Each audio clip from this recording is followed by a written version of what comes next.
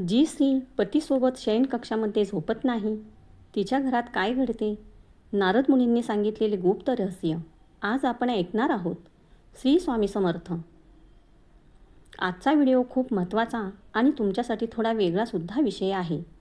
सध्या हे कलियुग आहे. सामाजिकदृष्ट्या विचार करता हा विषय तुमच्याकरिता महत्त्वाचा आणि उपयोगीसुद्धा आहे. एक स्त्री पतीसोबत एका शयनकक्षेमध्ये झोपलीच पाहिजे का? किंवा पती पत्नीने एका शयनकक्षेमध्ये झोपणे गरजेचे आहे का? जरी हे पती पत्नी एकत्र झोपले नाहीत तर कोणाला पश्चाताप करावा लागतो?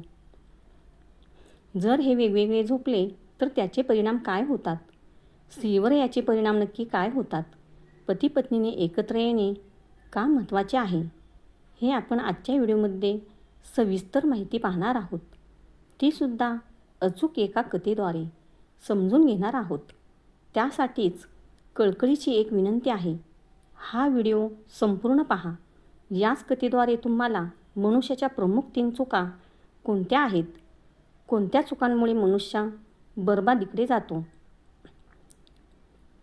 मित्रांनो, एकदा नारद मुनींनी भगवान शिवांना एक प्रश्न विचारला. त्यांनी विचारले, हे महादेव, काही घरामध्ये सर्व काही असूनही सुख, शांती आणि प्रेम का टिकत नाही? तेव्हा भगवान शिवांनी असे रहस्य सांगितले. महादेव म्हणाले, नारद, जेव्हा पती पत्नीच्या मनात दुरावा निर्माण होतो तेव्हा त्यांची पहिली छाया त्यांच्या शयनकक्षावर पडते आणि ज्या घरात पत्नी विनाकारण पतीपासून दूर राहू लागते त्या घरातील आनंद हळूहळू कमी होऊ लागतो.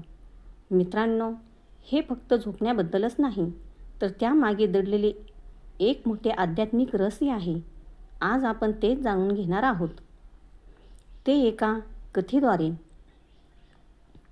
नारद मुनींनी पृथ्वीवर भ्रमण करताना एक विचित्र गोष्ट पाहिली. एक श्रीमंत व्यापारी शेतकरी होता. धनाची कमतरता नव्हती. नोकरचाकर होते. मोठा वाडा होता. पण घरात कायम तणाव. नारद मुनींनी कारण शोधले. त्यांना कळाले की पती पत्नीमध्ये प्रेम उरले नव्हते. पत्नी सतत पतीपासून दूर राहत होती. दोघांमध्ये संवाद कमी झाला होता. नारद मुनींनी ध्यान करून याचे कारण जाणले. ते म्हणाले, जेव्हा 2 माणसांच्या मनात अंतर निर्माण होते तेव्हा आनंदाच्या जागी दुःख येऊ लागते. पती पत्नी एकमेकांना खोटे बोलू लागतात. मग एके दिवशी नारद मुनी पृथ्वीलोकात भ्रमण करत होते. पुन्हा नारद मुनींनी त्या श्रीमंत व्यक्तीला पाहिले. तो श्रीमंत व्यक्ती संध्याकाळच्या वेळेला खूप घाईघाईने वेगाने कुठेतरी चालत निघाला होता. नारद मुनींना आश्चर्य वाटले. हा एकटा घाईघाईने कुठे निघाला आहे? म्हणून नारदांनी आकाशमार्गानेच त्या व्यक्तीचा पाठलाग केला. काही वेळाने ती व्यक्ती एका शांत ठिकाणी असलेल्या झोपडीजवळ पोहोचला. त्या झोपडीजवळ अगोदरच एक सुंदर स्त्री वाट पाहत होती. नारदांनी पाहिले ते दोघेजण एका ठिकाणी होते. नारद मुनींनी त्यांचा संवाद ऐकला.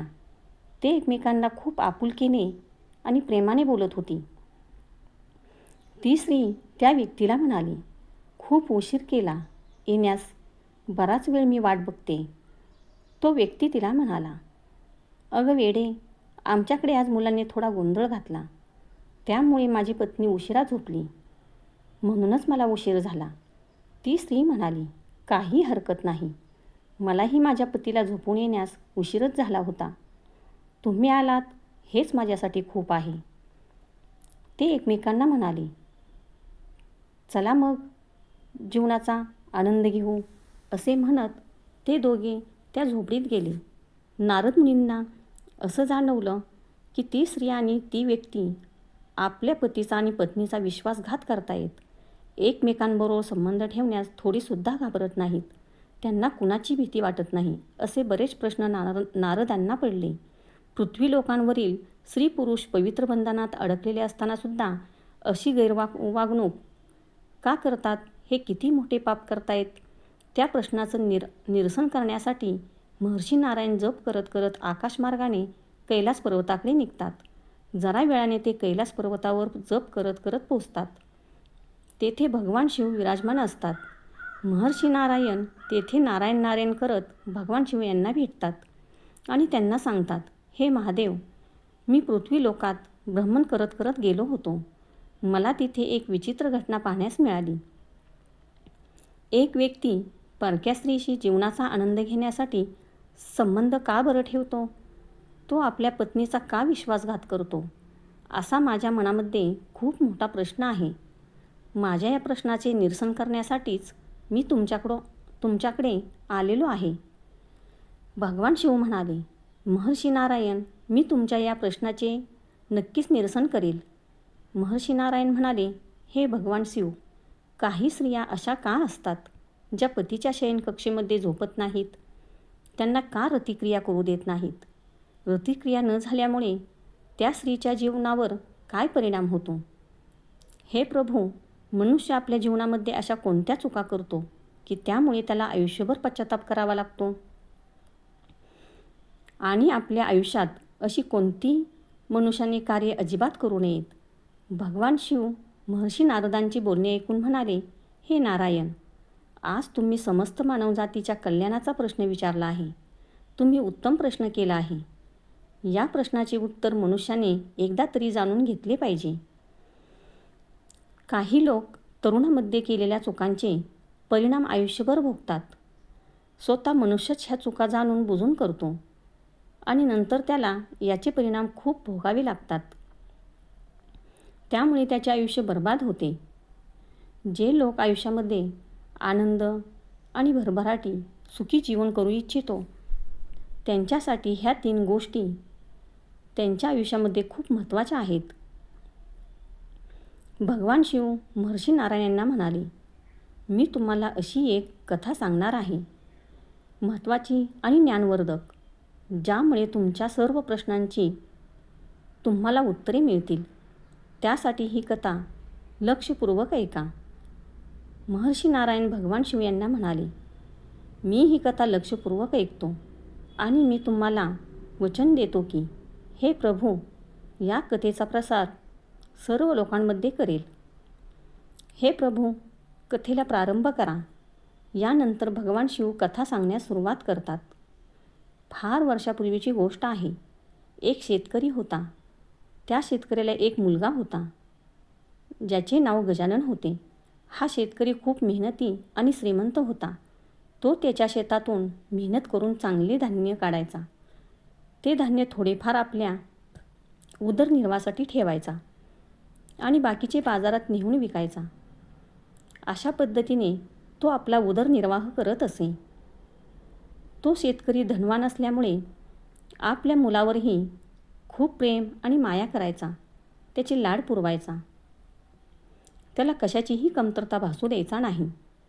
त्याला खूप स्वातंत्र्य त्यांनी दिले होते. त्याला दिलेल्या स्वातंत्र्यामुळे त्याचा मुलगा गजानन अधिकच बिघडत चालला होता. गजानन पूर्णपणे वाया गेला होता. जे लोक आपल्या मुलांना असे स्वातंत्र्य देतात, पैसा पाण्याची कमतरता भासू देत नाहीत, त्यांची मुलेसुद्धा अशीच बिघडतात, वाईट मार्गाला लागतात. म्हणूनच मुलांना जास्त स्वातंत्र्य दिले नाही पाहिजे. त्या शेतकऱ्याच्या मुलाला म्हणजे गजानन लग्नाच्या अगोदरपासूनच एका वेश्येकडे जाऊ लागला. एके दिवशी त्या शेतकऱ्याला समजले की आपल्या मुलाला जुगार खेळतो, दारू पितो. त्या शेतकऱ्याला खूप दुःख झाले. त्याने हे जाणले की आपला मुलगा पूर्ण स्वातंत्र्यामुळे वाया गेला आहे. त्यानं त्याचे लग्न करून देण्याचे ठरवले. शेतकऱ्याने विचार केला की लग्न लावून दिल्यानंतर त्याची पत्नी त्याला समजावेल. त्यांनी असा विचार करून त्याचे लग्न लावून दिले. विवाहानंतर गजानन घरातच राहू लागला, कारण त्याची पत्नी रूपवान आणि गुणवान होती. काही वर्षानंतर त्याचे आईवडील वृद्ध झाले आणि त्यांना हे जग सोडावे लागले. भगवान शिव म्हणाले, आता खरं इथून कथा चालू झाली आहे. गजाननची पत्नी खूप सुंदर असल्यामुळे गजाननची भूक शांत होत होती, परंतु त्याची जुगार खेळण्याची सवय मात्र जात नव्हती. गजानन आपली सर्व संपत्ती जुगारामध्ये हरवून बसला. आता ना गजाननाकडे पैसे होते ना कौशल्य. त्याला त्याच्या बायकोने सांगितले, आपल्याकडे आता काहीही उरलेले नाही, त्यामुळे तुम्ही आजच्या आज राजाकडे जा आणि काहीतरी काम शोधा, म्हणजे आपल्याला आपला उदरनिर्वाह करता येईल. भगवान शिव महर्षी नारायण यांना म्हणाले, साहजिकच आहे, जर एखादी व्यक्ती राजाकडे नोकरी मागण्यास गेली तर त्या व्यक्तीला राजा विचारणार की तू काय करू शकतोस, तुझ्याकडे कोणते कौशल्य आहे, तू कोणत्या कामामध्ये निपुण आहेस. मग राजा त्याला त्याची कौशल्य आणि निपुण बघूनच नोकरी देतो. परंतु गजाननला मात्र काहीच येत नव्हते. नोकरीसाठी लागणारे कोणतेच कौशल्य त्याच्याकडे नव्हते, कारण तो लहानपणापासून खूप लाडात वाढलेला होता. त्याच्या वडिलांनी खूप त्याचा लाड केला होता. काही कालावधीनंतर गजाननला 2 मुलगे झाले. त्यांचे लग्न गजाननला लावायचे होते. गजानन मात्र पैशा पाण्याने पूर्णपणे मोकळा झाला होता. त्याला आपला उदरनिर्वाह करण्यासाठी धनधान्याची चणचण भासू लागली. त्याने आपल्या सर्व शरीराची शक्ती पूर्णपणे संपवली होती. एके दिवशी गजानन आपल्या पत्नीकडे भूक शमवण्यासाठी गेला. तेव्हा त्याला त्याच्या पत्नीने रतिक्रिया करण्यास नकार दिला. त्याची पत्नी त्याला म्हणते, जगातील सर्व सुख काम वासनेतच नसते, गरजवंतांची मदत करण्यात असते. जे लोक काम वासनेमुळे वेडे होतात ते पूर्ण आयुष्यामध्ये बर्बाद होतात. भगवान शिव म्हणतात, स्त्रियांनी 3 चुका करू नयेत. त्या कोणत्या? लक्षपूर्वक ऐका. काही लोक ह्या चुका मुद्दाम जाणून बुजून करतात. त्यांचे आयुष्य बर्बाद झाल्याशिवाय राहत नाही. पहिली चूक ती म्हणजे आपल्या जीवनाच्या सुरुवातीच्या काळात चांगले शिक्षण आणि उत्कृष्ट कौशल्य मिळवले पाहिजे. जर तुम्ही याकडे मुद्दाम दुर्लक्ष केले तर तुम्हाला आणि तुमच्या मुलांना आयुष्यभर याचे परिणाम भोगावे लागतात, त्रास सहन करावा लागतो. दुसरी चूक, वेळेला महत्त्व न देणे. काही लोकांना आपल्या कामांना पुढे ढकलण्याची सवय असते. जर तुम्ही तुमच्या तरुणपणामध्ये कोणतेही काम करण्यास टाळाटाळ केली, वेळेला महत्त्व नाही दिले, तर तुम्हाला तुमचे उद्दिष्ट साधले जात नाही. त्यामुळे होणाऱ्या अडचणींचा त्रास सहन करावा लागतो. तिसरी चूक, चुकीची संगत. मुलांना योग्य वयात आपल्या तरुणपणात चुकीच्या संगतीत जर पडले, वाईट सवयींना बळी पडले तर आयुष्याची माती झाल्याशिवाय राहत नाही. अशा सवयी बर्बादीकडे नेतात. त्यांच्या घरी धनधान्याची बरकत होत नाही. सर्वात महत्त्वाची गोष्ट म्हणजे आरोग्याकडे दुर्लक्ष करणे. तुम्ही तुमच्या तरुणपणामध्ये तुमच्या शारीरिक आणि मानसिक आजाराकडे दुर्लक्ष केले तर पुढे जाऊन तुम्हाला अनेक प्रकारच्या आजारांना सामोरे जाऊ लागू शकते. त्यामुळे तुम्ही तुमच्या शरीराची काळजी घेणे तितकेच महत्त्वाचे आहे. गजाननला त्याची पत्नी म्हणते, तुमच्या जीवनाची सुरुवात चुकीच्या मार्गाने झाली, तेव्हा तुम्हाला आज अडचणींना सामोरे जावे लागते. आता तुमच्यासोबत शयनकक्षेमध्ये येण्याची इच्छा अजिबात नाही. आता वय अर्ध्यापेक्षा अधिक झाले आहे. मी भगवंताच्या सेवेत विलीन होऊ इच्छिते. भगवंत आपली नक्कीच मदत करतील. ही वेळ आपल्या आत्म्याला परमात्मा जोडण्याची आहे. आपण बालअवस्थेतून तारुण्यापर्यंत ब्रह्मचारी असतो. ब्रह्मचार्यानंतर ते वैवाहिक जीवनात प्रवेश करतात. वैवाहिक जीवनात ते दाम्पत्य अपत्याची कामना ठेवतात. पुत्र झाल्यानंतर सून मिळवण्याची इच्छा ठेवतात. मग हे वृद्ध होतात. परत त्या ब्रह्मचारी जीवनात ते परत जातात, जेथून ते वैवाहिक जीवनात आले होते. त्यामुळे आता ब्रह्मचारी जीवनात जाणे योग्य आहे. ज्या प्रकारे आपण आपले तारुण्य वाईट सवयीमुळे विनाशाकडे नेले, बर्बाद केले, आता तरी तुम्हाला हे समजले असेल. मी तुमच्यासोबत काम वासनेत का सहभागी होऊ शकत नाही. आपले एकच महत्त्वाचे काम मुलांचे लग्न करून देणे. तुम्ही तुमचे विसरून मेहनतीकडे लक्ष केंद्रित करा.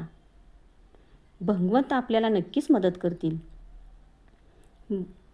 भगवान शिव सांगतात, जे लोक माझ्याशी सत्य मनाने जोडले जातात त्यांना कधीही कशाची कमतरता भासत नाही. मग एके दिवशी एक वृद्ध स्त्री गजाननाच्या घरी येते. ती गजाननाच्या पत्नीला आपली सर्व हकीकत सांगते आणि आपली सर्व संपत्ती तिला देऊन टाकते आणि तिच्याच घरी राहायला लागते. ती म्हणते, मला संतती नाही. तू मला 2 वेळा जेवणाची सोय करत असेल तर हेच माझ्यासाठी पुरेसे आहे. मग गजाननाच्या घरी राहू लागली. गजाननाने आपल्या 2 मुलांची लग्न लावली. पूर्ण कुटुंब आनंदाने राहू लागलं. भगवान शिव पुढे सांगतात, त्या वृद्ध महिलेच्या संपत्तीमुळे त्याच्या घरी पैसे आले. परंतु त्याच्या पत्नीने त्याच्यासोबत एका शयनकक्षेमध्ये झोपण्यास नकार दिला. काम वासनेत सहभागी होण्यास नकार दिला.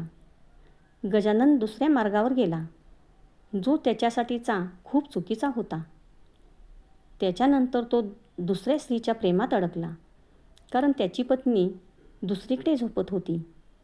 त्यामुळे गजानन रोज त्या स्त्रीकडे जाऊ लागला. ही चूक गजाननाची नव्हती, तर ती चूक त्याच्या पत्नीची होती. याचाच अर्थ असा आहे की कोणत्याही क्षणी आपल्या पतीचा असा त्याग करू नये, जसा गजाननाच्या पत्नीने केला.